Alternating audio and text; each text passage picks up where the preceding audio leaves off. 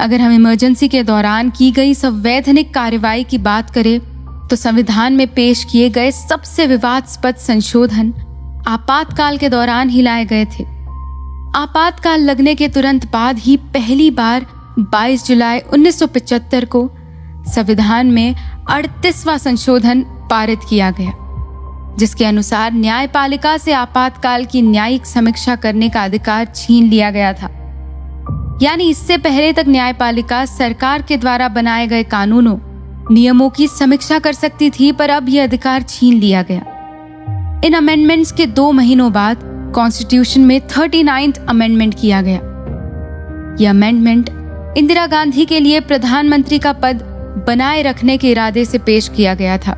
चूंकि इलाहाबाद उच्च न्यायालय ने इंदिरा गांधी के चुनाव को रद्द कर दिया था और इमरजेंसी लगाने का तत्कालीन कारण ही ये फैसला था कि इंदिरा अगले 6 सालों तक चुनाव नहीं लड़ सकती थी। 39th अमेंडमेंट के अनुसार अब उच्च न्यायालय देश के प्रधानमंत्री के पद पर नियुक्त व्यक्ति के चुनाव का जांच नहीं कर सकती थी। उनका यह अधिकार भी छीन लिया गया। साफ साफ दिखने लगा था कि इंदिरा अब अपने व्यक्तिगत हितों के लिए संविधान का दुरुपयोग कर रही थी। संशोधनों का सिलसिला यही नहीं थमा। आपातकाल को समय की जरूरत बताते हुए इंदिरा गांधी ने उस दौर में लगातार कई संवैधानिक संशोधन किए।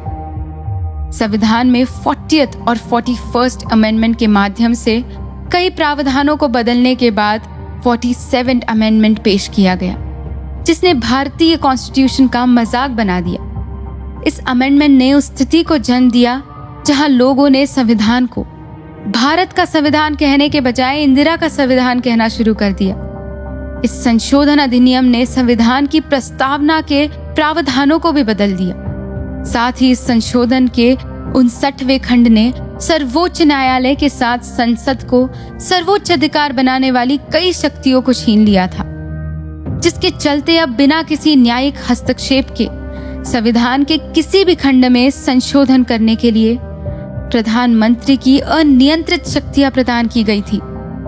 साथ ही इस संशोधन ने राज्य सरकारों के पास निहित अधिकारों को कम करते हुए केंद्र सरकार को और अधिक शक्तियां प्रदान की गई। रुकावट के लिए खेद है, अगर आपने अभी तक हिंदुइज्म चैनल को सब्सक्राइब नहीं किया तो सब्सक्राइब करें और साथ में बेल आइकन को भी दबा दें, जिससे हमारी लेटेस्ट वीडियो आप तक पहुंच जाए। साथ ही संशोधन अधिनियम के अनुच्छेद 368 ने किसी भी संवैधानिक संशोधन को किसी भी आधार पर किसी भी अदालत में प्रश्न में बुलाए जाने से रोक दिया था। इस अमेंडमेंट ने स्पष्ट रूप से संसद को संविधान के किसी भी बिंदु पर संविधान में संशोधन करने की अनुमति दी। संसद मूल रूप से इंदिरा की ही थी और जो वो कहती वो पास हो जाता था। पर इमरजेंसी हटने के साथ ही इन व्यक्तिगत रूप से लाए गए संशोधनों को अमान्य करार दे दिया गया और संविधान और भी अधिक उभर कर आया, ताकि भविष्य में कोई भी इस प्रकार संविधान का दुरुपयोग न कर पाए। इमरजेंसी हटने के बाद 43rd अमेंडमेंट लाया गया, जिससे सुप्रीम कोर्ट और हाई कोर्ट की शक्तियां उन्हें वापस प्रदान कर दी गई। 44th अमेंडमेंट से न्यायपालिका को और अधिक मजबूत करने का काम किया गया।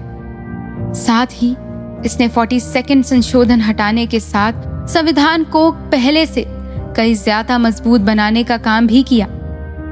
इस अमेंडमेंट ने भविष्य में 42nd संशोधन जैसी स्थिति से बचने के लिए कई बदलाव किए। आपातकाल संबंधी प्रावधानों में आंतरिक अशांति के स्थान पर सशस्त्र विद्रोह शब्द जोड़ा गया और इसके साथ ही इस संशोधन ने मौलिक अधिकारों को भी मजबूत किया। ये तब था जब संविधान के 42वें संशोधन में संविधान की शक्तियों को कम कर दिया गया था। 1977 के संविधान में 44th अमेंडमेंट के रूप में लोकप्रिय संविधान में संशोधन की शुरुआत इंदिरा गांधी के नेतृत्व वाली भारतीय राष्ट्रीय कांग्रेस ने आपातकालीन अवधि के दौरान की थी। इन्हीं संशोधनों को भारत के इतिहास में सबसे विवादास्पद माना गया, क्योंकि इसमें संवैधानिक वैधता का अनुपालन करने वाले निर्णयों के उच्चारण में सर्वोच्च न्यायालय और उच्च न्यायालय की शक्ति को प्रतिबंधित करने का काम किया गया था। खैर, समय के इस चलते चक्रव्यूह में सरकारों का दौर आता और जाता रहा।